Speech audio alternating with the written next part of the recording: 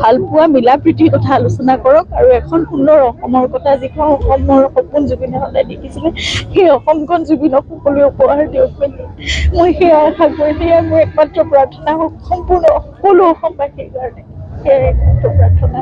আৰু ইয়াত তেনেকৈ যাতে লোকসকল আহি খন্তেক বহিব পাৰে প্ৰকৃতিৰ মাজত, আৰু ইয়াত কবিতা, গীত, মাত, গান সকলো চৰ্চা হ'ব পাৰে, কোনোবাই ভাল কথা এটা পাতিব পাৰে, এনেকুৱা এখন ঠাই হওক।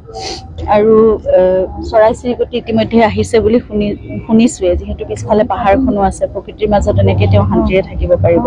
আৰু ইয়াত এইটো সৃষ্টিৰ এক প্ৰাণকেন্দ্ৰ হওক, প্ৰকৃতিৰ মাজত সকলো যাতে সতেজ হৈ থাকিব পাৰে, তেনেকুৱা এটা ৰিক্ৰিয়েশ্যন চেণ্টাৰ টাইপ হওক, কংক্ৰিটাইজ নহওক, মই সেইটোৱে বিচাৰিম।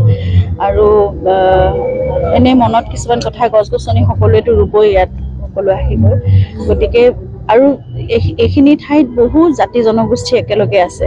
জুবিনৰ সদায় সপোন আছিল যে জাতি, বৰ্ণ, ধৰ্ম সকলো নিৰ্বিশেষে অকল মানুহ হৈ থাকক, এখন বৰ অসমৰ সদায় সপোন দেখিছিল জুবিনে। গতিকে সকলোৱে মিলি আজি এই আৱেগত উটি যোৱা এই সময়খিনিত নহয়, জুবিনক যদি সঁচাকৈ সকলোৱে ভাল পায়, মই ভাবোঁ অসমখন সদায় এক হৈ থাকক।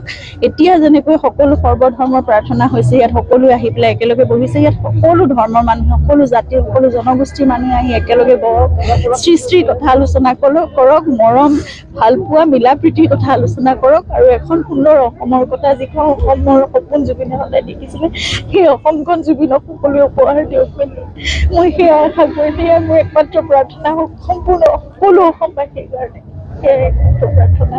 আৰু ইয়াত তেনেকৈ যাতে লোকসকল আহি খন্তেক বহিব পাৰে প্ৰকৃতিৰ মাজত, আৰু ইয়াত কবিতা, গীত, মাত, গান সকলো চৰ্চা হ'ব পাৰে, কোনোবাই ভাল কথা এটা পাতিব পাৰে, এনেকুৱা এখন ঠাই হওক। আৰু চৰাই চিৰিকটি ইতিমধ্যে আহিছে বুলি শুনিছোৱে, যিহেতু পিছফালে পাহাৰখনো আছে, প্ৰকৃতিৰ মাজত এনেকৈ তেওঁ শান্তিৰে থাকিব পাৰিব। আৰু ইয়াত এইটো সৃষ্টিৰ এক প্ৰাণকেন্দ্ৰ হওক, প্ৰকৃতিৰ মাজত সকলো যাতে সতেজ হৈ থাকিব পাৰে, তেনেকুৱা এটা ৰিক্ৰিয়েশ্যন চেণ্টাৰ টাইপ হওক, কংক্ৰিটাইজ নহওক, মই সেইটোৱে বিচাৰিম।